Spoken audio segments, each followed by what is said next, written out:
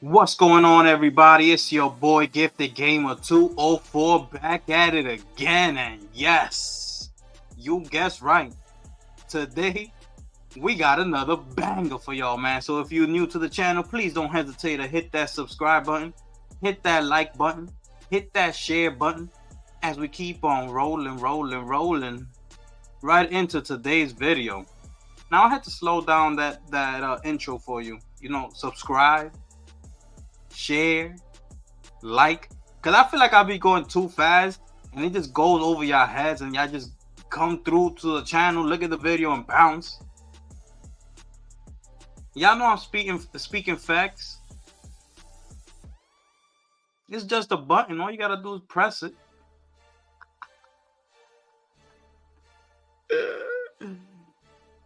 Anyway, man, let me get on with this video. I'm gonna play this short 30-second clip that Xbox put up on their YouTube channel. Now I'm gonna keep my music on because this video does have copyright music and we can't have that over here. Let's get straight into it so I could get on with the video. Here it is. Xbox sound, just picture it. Let's go.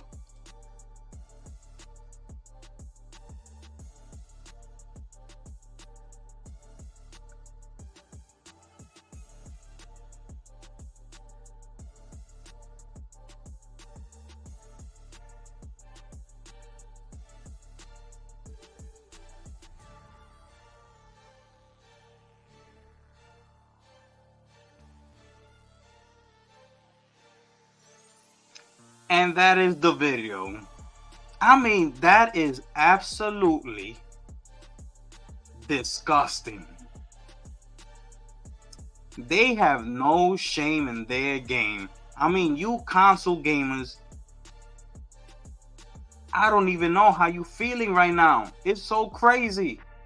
Like, how are you feeling after watching that? I mean, everything is an Xbox. They got them on their phones, on their laptops, they even had the audacity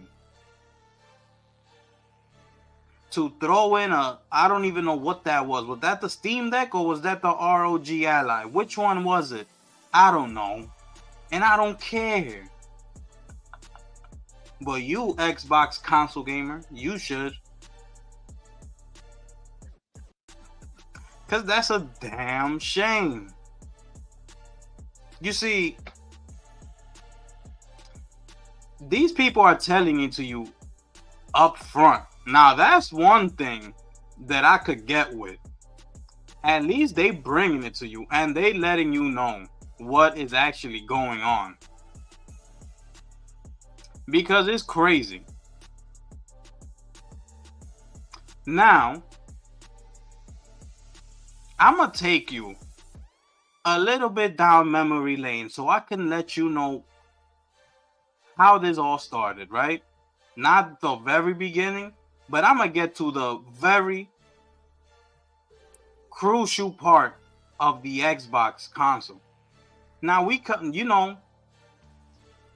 they struck gold with the Xbox 360, which is the era that everybody speaks on, that it was the golden era for Xbox, right? Now, it did sell good. I'm going to show you right here. It did sell good. You see the Xbox 360 right here. It sold 84 million. It sold good. Look, it's close to the PlayStation 3, which was PlayStation's more, the highest price was at 600. So a lot of people, that's why the sales was down. They figured the price point was too high. And look, it still didn't beat the PlayStation 3, but it's okay. I'm not faulting the Xbox 360 for not surpassing the PlayStation 3. You know why? Because you just finally gaining momentum, right? You hit the 360, it's on and popping. Everybody's, it's so popular now. Everybody got it. Okay. You hit gold. So now you're trying to build on that, right? You need to move up. You finally making a name for yourself. And that's when the pressure is on. You see, real quick, I'm gonna just do a little analogy, and this is going over to basketball, right? To all my sports fans. Like, you see when somebody is good in a small market team, and these dudes is over there killing it, you know, dropping 25 points a game, getting 7 rebounds a game, you know, 5 assists, you know, killing it. Like, oh, this guy is actually good. Oh my goodness. Now his name is up there. Now people paying attention to him. Now the player decides, I'm good. I need to, you know, I want a bigger contract. I want to play in a bigger market.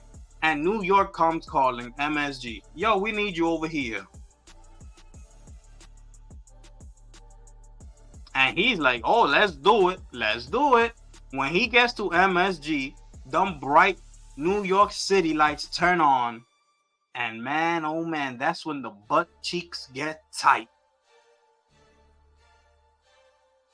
Because it's a different ball game in New York City, MSG.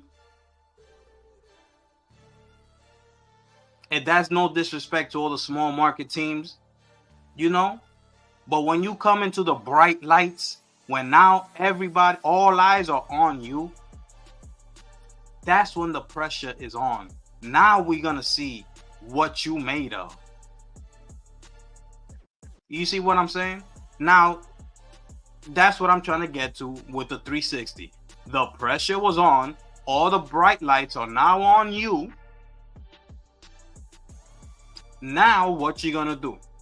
Now, let's take you to this tab over here. Now, I want to read this to you. I'm gonna try to read this as quickly as possible, so bear with me. Here we go. Initial unveiling and launch. Pay attention. Prior to the official unveiling, a rumor has circulated that the next Xbox console will be an always-on system requiring a persistent internet connection, though Microsoft had not confirmed this. This had drawn some concerns from consumers, which were heightened when Microsoft Studios employee Adam Horth stated in a Twitter message in April of 2013 that, sorry, I don't get the drama around having an always-on console. Every device now is always on. That's the world we live in. Hashtag deal with it. Orv's message drew further ire towards Microsoft, with concerns about digital rights management and practices against the sales of used games with an always-on unit.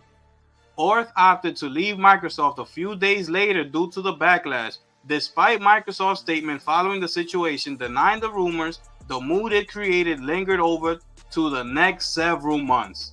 In a press conference on May 21st, 2013, the new console was publicly unveiled under the name Xbox One and was presented as an all-in-one home entertainment device. The event focused heavily on the device's multimedia capabilities, demonstrating integration with television for over 30 minutes before any video games were shown. In a 2019 interview, Phil Spencer, head of Xbox at Microsoft, recalled that the approach not only confused consumers about the intent of the Xbox One, but also Microsoft employees who had been working on the console. Spencer stated that several employees complained to him about the presentation, blowing up all the good work that they've done by talking about the product in a way that's not really matching what the soul of an Xbox console is about and what their customers are looking for from Microsoft. This is the last one.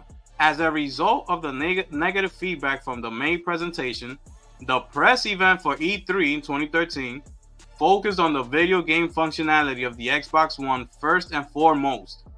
Don Mattrick, the Microsoft's president of interactive entertainment business, described the event as all about games. At the event, Microsoft announced that the console will be released in 21 different markets on November 22, 2013, but this was later amended down to 13.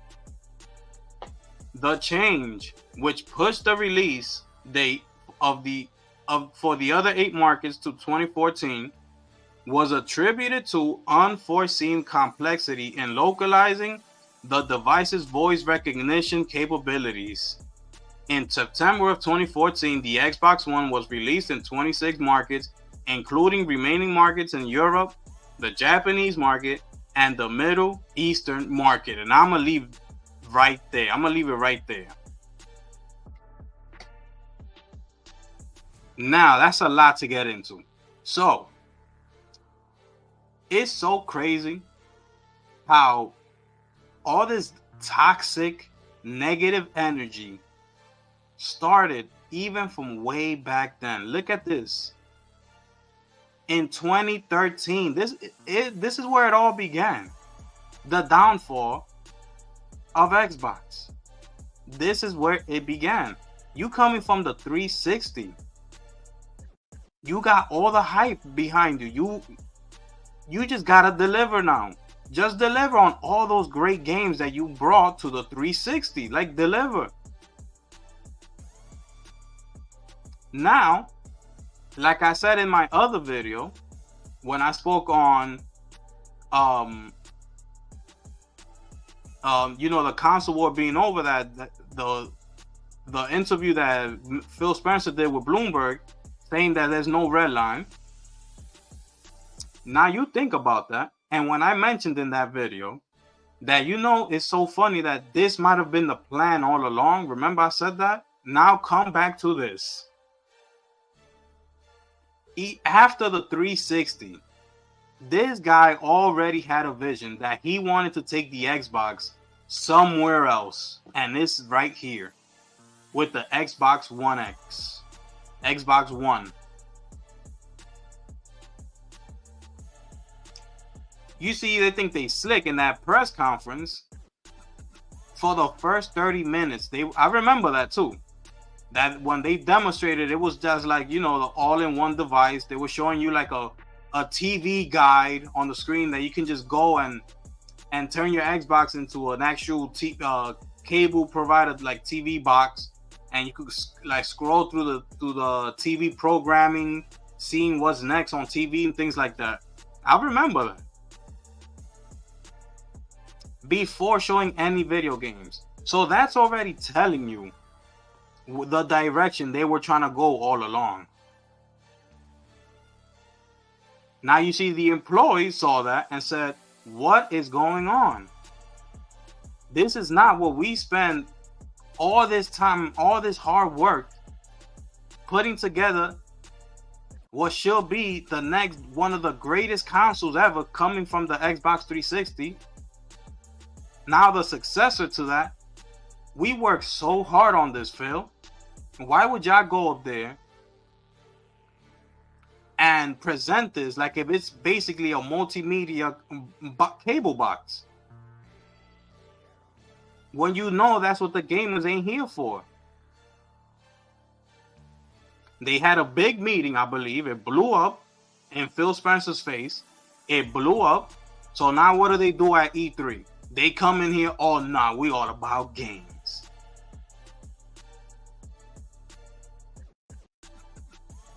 Already toxic, already off rip. Already having delays. They were gonna do 21 different markets, and they had to bring it down to 13 at launch. Already coming with the delays. Fast forward to Avowed coming in. They had to delay that. Everything is delayed. Everything is always delayed with Xbox. Look how far back it goes. It's crazy. Now, we keep moving right along. Okay? We keep moving right along. I'm going to show you something else. Where I put that thing at? Here we go. We keep moving right along, right? Check this out. That whole debacle passes. Now this is the original. A lot of franchises already fall under Xbox Game Studios name. with their own homegrown IPs, okay? Halo, Blue Dragon, Gears of War, Crackdown, Age of Empires, Flight Simulator, Zoo Tycoon. Those are the homegrown IPs. Now they start acquiring studios. They acquired Rare, which has Banjo-Kazooie, Battletoads, Conquer, Cameo, Killer Instinct, Connect Sports, Perfect Dark, Sea of Thieves, Viva Pinata. We keep them moving. They acquired the rights to Lionhead Studios, which gave them the Fable franchise. They went on to acquire the Minecraft developer Mojang in a $2.5 billion deal, with Minecraft being second to only Tetris in best-selling games of all time. They acquire that. Then they go on and acquire Ninja Theory, Undead Labs, Compulsion Games, Playground Games, Exile Entertainment, and Obsidian Entertainment, which gave them Hellblade, State of Decay, We Happy Few, Forza Horizon, Wasteland, The Bard's Tale, Pillars of Eternity, Pentiment, The Outer Worlds, Grounded, Avowed. We're gonna keep moving. Excuse me. Now, this is when it gets good. Microsoft will go on to purchase Double Fine in 2019 to acquire the Psychonauts franchise, but it was the 2020's $8.1 billion acquisition of ZeniMax Media that really shook the gaming industry. This purchase gave Xbox the ownership of Bethesda, Arcane, ID Software, Machine Games, Tango Gameworks franchises, and it gave them Fallout, Elder Scrolls, Starfield, Doom, Quake, Rage, Wolfenstein, Dishonored, Prey, Redfall, The Evil Within, Ghostwire Tokyo, Hi-Fi Rush. And last but not least, the almighty, the all-powerful, record-setting $69 billion for the acquisition of ABK, which gave them the almighty Call of Duty, Overwatch, Diablo, Warcraft, Starcraft, Guitar Hero, Crash Bandicoot, Spyro, Skylanders, Tony Hawk, Hearthstone, Candy Crush. You see, they bought their way to success. Even after buying ZeniMax, Phil was up in Satya's office. Satya, we need more. I mean, them PlayStation guys, man, I don't know how they do it. I know what to do, Satya. We gave them, they already on Game Pass, and it's phenomenal. But we gotta bring the hammer down. We gotta go acquire ABK. Acquire ABK? How much they all asking for, Phil? Well, you're not gonna like this, Satya, but if I guarantee you, if we purchase this ABK, there will be no more war. We will definitely end the reign of Sony, and we will finally be on top, Satya. Trust me. Well, how much, Phil?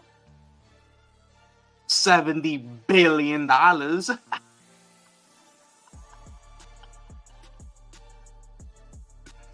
You know Sarah Bond stayed out of that meeting, right? She was not in that room. I almost can guarantee she wasn't in that room. She don't want to be in that room. Phil had to go up in there by himself and deal with it. You know Satya was like, what?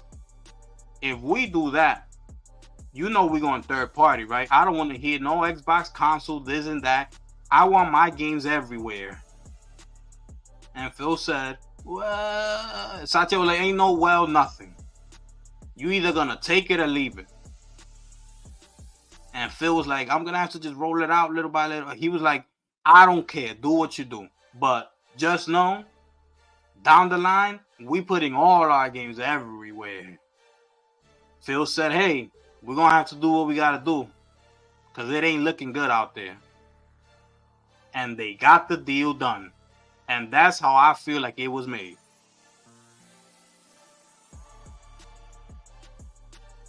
Now we keep on rolling. All the releases that have been coming out, you know, Call of Duty going on Game Pass, not selling enough. It's still being purchased more over on PlayStation instead of Xbox due to the fact that they put it on Game Pass, which was one of the worst moves they could have done. I don't know who made Phil do that.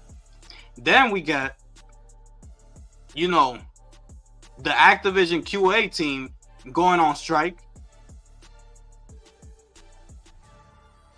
That's not good. Then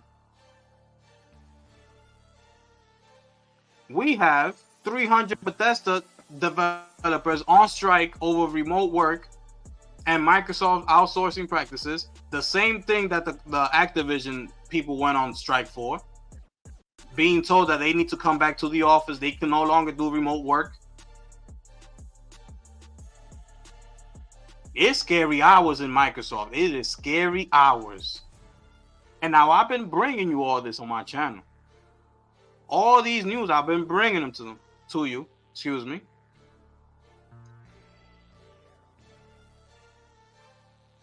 Now, all this is happening. All this is negative.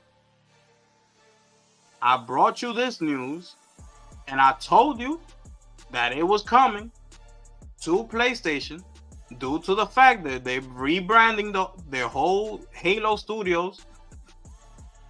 They're using a Unreal Engine 5.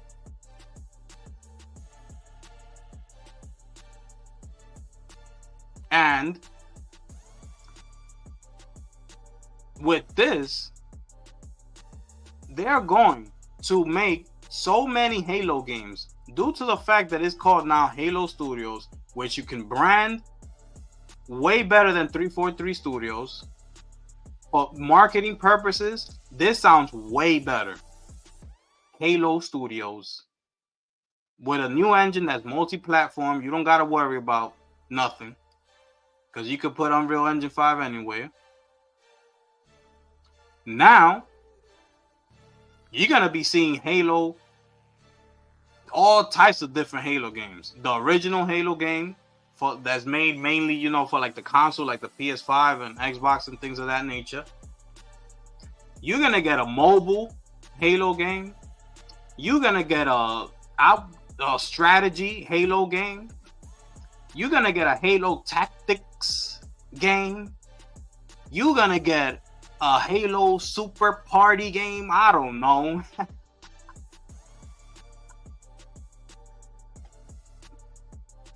You're going to get a whole bunch of different Halo games now. And I said it was coming. Once I saw this news, I knew it. Because it serves no other purpose than make it Unreal Engine where it can go to any platform. It serves no other purpose.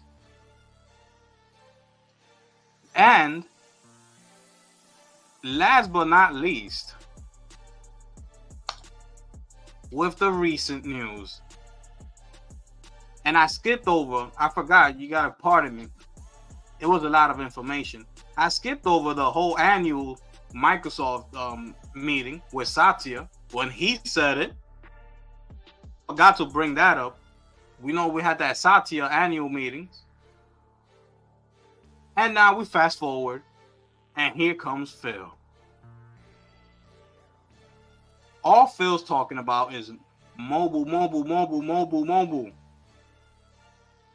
We want to be in the mobile space. I mean, I see a lot of growth in the mobile space.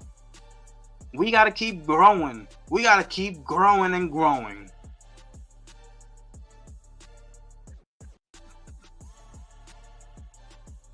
But he doesn't see any sort of red lines in our portfolio that say, thou must not.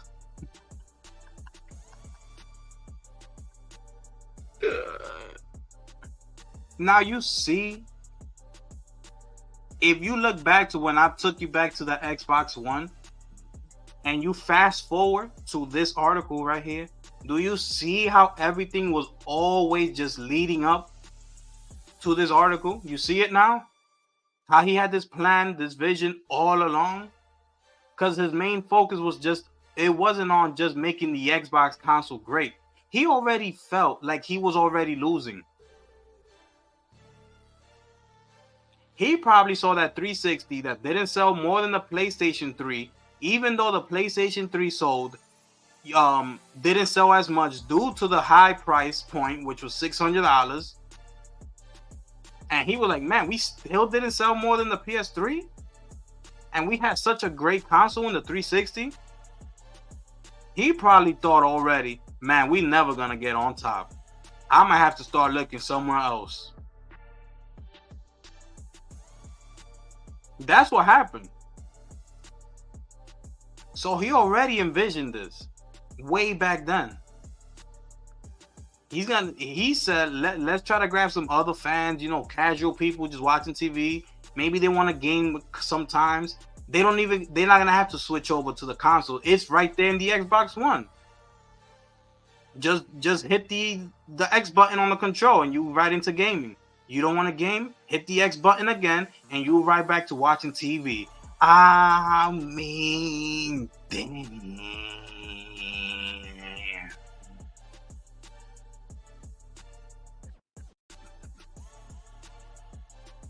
This is absolutely disgusting. And people sit here and continue to, back this man. Whatever he does is all good. Whatever you do, Phil, we with ya. I'm with you too, Phil. I need that new Halo game over here on PlayStation 5 Pro Enhanced. I need that over here, Phil. I need that new Gears of War E-Day PS5 Pro Enhanced Day 1. I need that over here too, Phil. I'm with you. Let's do it. That Perfect Dark is looking real good too, I'll tell you that much. I need that over here. PS5 Pro Enhanced, Phil. I'm with ya.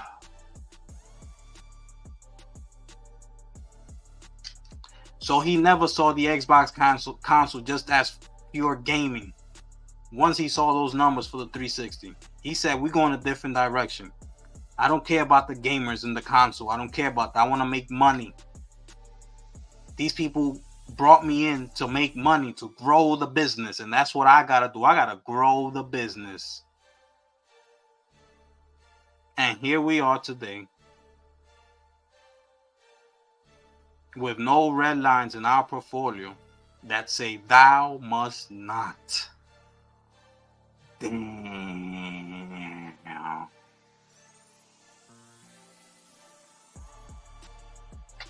Anyway, man, if you stay with me this long, I appreciate you, man.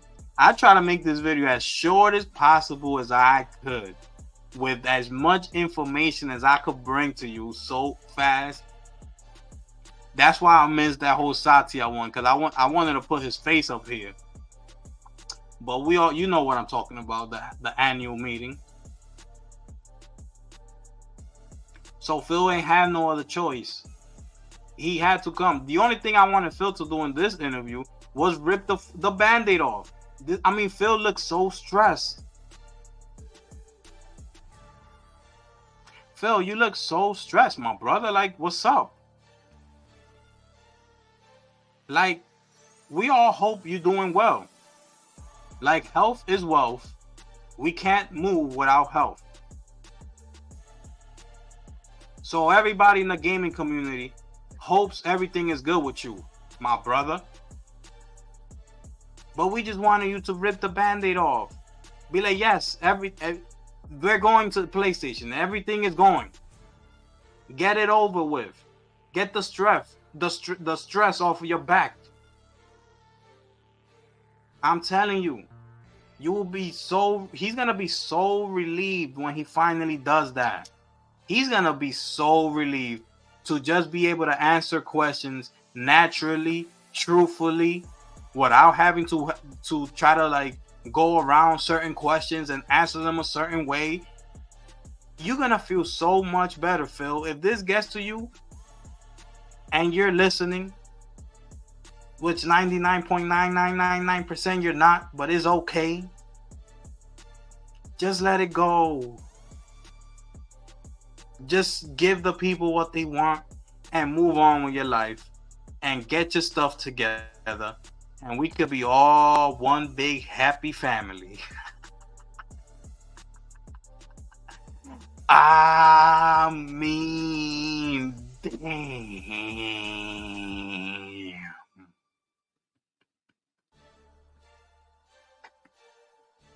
Anyway, man, everybody who's been rocking with me, I appreciate you. Thank you. Salute to all of y'all.